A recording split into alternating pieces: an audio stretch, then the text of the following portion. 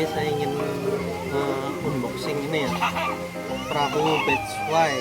Nah ini bisa dikendarai 2 orang ya, 2 orang dewasa dan anak kecil.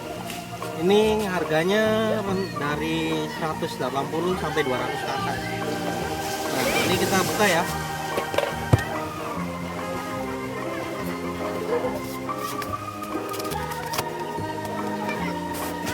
Nah ini jadi harga 200 ke atas ya. Ini belum termasuk pompa.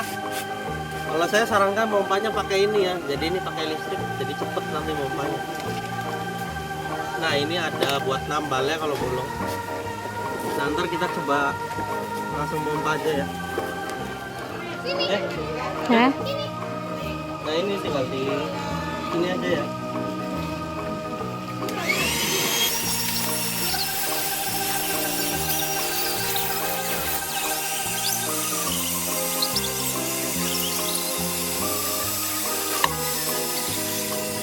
Nah ini udah dipompa ya.